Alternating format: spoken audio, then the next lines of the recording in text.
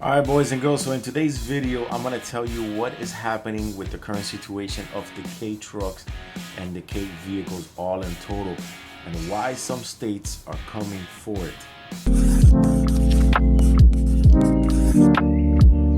So if you're a K truck owner or you own a K vehicle, these small JDM vehicles now that are taking the market by the storm, or the community by the storm, because they're so popular yet they're cheap and very obtainable, I got another thing coming for you guys. There's a few states that are coming after this vehicle, and one of them is Rhode Island, where it's asking K truck owners or K car owners to turn in their registrations. There are other states that refuse to register them. If you live in Florida, you got no problem. Down here in Miami, Florida, we see them all the time. Now, these vehicles are amazing. We can see some of these videos here, people doing crazy stunts with them, the front brake in and the back lifts up. We've seen people do campers with them. We've seen a bunch of stuff that people can do with these vehicles. Now, this little vehicle, you got to remember that these vehicles were made in Japan, and they were, in my opinion, they were target for the Asian community, in the sense of Asian countries and Asian cities, because everything is a lot smaller when it comes to Japan, maybe even China or Thailand or Laos, or all those places like that, or Vietnam, that are kind of like small cities. Even though they're big countries, they're small cities, and the roads tend to be a lot smaller. These are amazing workhorse. They're little soldiers. They never die. They just keep going and going like the batteries. But when you throw one of these in the highways of America these days, it gets a little bit dangerous, because when you got a Ram TRX or a Raptor or a high country Silverado passing by at 80 miles per hour, it could be a little bit dangerous. And I'm not gonna lie about that. I am a big fan of the truck. I am a big fan of what they do. I love the fact that they're little workhorse. I myself at one point wanted to buy one of these for the channel.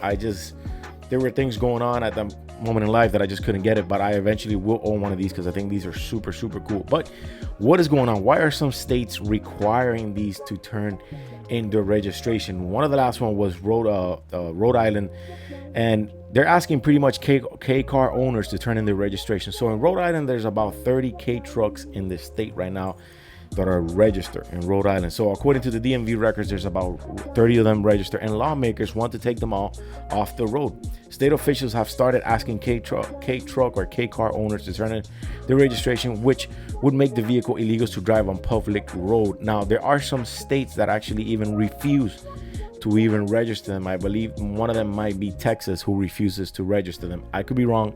Let me know in the comments. If you live here in Florida, you have no problem with this stuff. So let's get into the article real quick, because this obviously involves politics, which is something I don't really talk in the channel, but it's coming off from a JDM scene, and I really wanted to cover this story. So Rhode Island policymakers first floated the idea of banning the K trucks back in 2021, and it really kind of failed. So they launched a second offensive in 2024. DMV Administrator Walter Craddock argued that the K trucks or the K cars should be banned from driving on the Ocean State roads, because they were never manufactured in compliance with federal motor vehicle safety standards. Now, you got to remember that for JDM vehicles, we have a federal motor standards that if they're over 25, they're legal and you can bring them in. We're seeing R34s right now. We've been seeing R32s since forever. My good buddy Adrian's got an R32, and he's got an RX-7, which looks amazing. So those vehicles are 25 years and over, making them legal to be owned here in the States, Florida, wherever you want to own them, Texas, whatever it is you want to own them. 25 years older in the States, they could be legal. But why the target on the trucks if they're 25 years and over? So all those cars that are coming from Japan, where there's an R32, where there's an R34, they're not meeting regulations for the federal motor vehicle safety standards. They're not. So if you're going to ban these, what's going to be left for the other JDM vehicles? That's my question. So federal law allows any vehicle that is at least 25 years older to be legally imported to the United States, but each state has the power to decide what motorists are and aren't allowed to drive on the roads. Again, in Florida, we have no problem with that.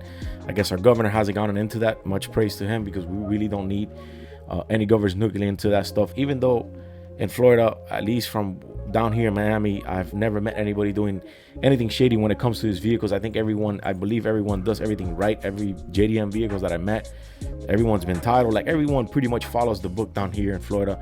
Even though, and especially here in Miami, even though it's a little bit of a free state in the sense that you don't have to go do the smog and all that stuff for your vehicle. So continuing on the article, it says While a lot of talk surrounding the ban has focused on trucks such as Honda Actis, and one of these in the pictures here, lawmakers are targeting pretty much any kind of K vehicle, and that's kind of where the problem is.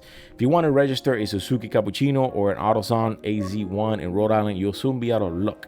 There might be a dim flickering at the end of the tunnel, because Rhode Island Senator Lou DePalma of District 71, Representative Michelle McDodd, proposed a legislation that would allow enthusiasts who register their vehicle before August 2021 to legally keep their cars on the road. So that is a little bit of what I call the Easter egg. So if you were able to register this car before August 21 of 2021, you're legally to keep the car on the road. But now I don't know if you can, if you want to register it after all those times, if you're going to be able to actually do it.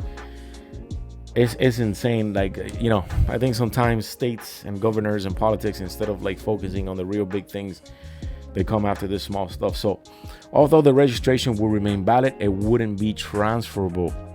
Listen to that. It would not be transferable. Driving a K car will be legal, but selling one in the States wouldn't, and the owner wouldn't. I apologize about that, guys. I'm always getting a text either when I'm recording or whatnot. So it says driving a K car would be legal, but selling one in state wouldn't. So you pretty much own it, you have it, you're legal to drive it, but you're not legal to sell it. So you pretty much got to eat it up. And owners wouldn't be allowed to take the K car on limited access highways, state highways, and throughout other highways or any public highway or roadway with a speed limit more than 35 miles per hour. For context, you could definitely go faster in this vehicle than 35 miles per hour. I can tell you that right now. You go faster in a 125cc Honda moped than 35 miles per hour. So the DMV opposes the bill according to the local news laws of WPR1. Enthusiasts in other states are facing similar steep uphill battles. Maine began to deregistering Mitsubishi Delica vans in 2021. It's not a K car, but it's a Japanese market model that wasn't developed in American. It doesn't have American regulation guidelines in mind.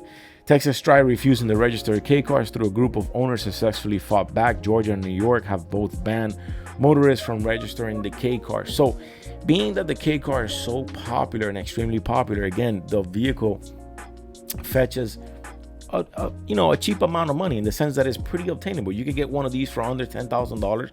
At some point when I was going to buy mine, it was anywhere between $4,000 to $5,000. So that's a very good price for you to be able to afford one of these vehicles. But my question is, why coming after just the K car, which I could kind of see it coming after just the K car, not every other Japanese vehicle that's out there? Because again, 25 years or older becomes legal in the States, because that's how the law has been written. But they don't follow regulations, like they don't follow the federal motor vehicle safety standards, because they're made in another country that have different standards for their federal motors. So, but that's where the law comes in. 25 years or older, you can get it. But why the K cars?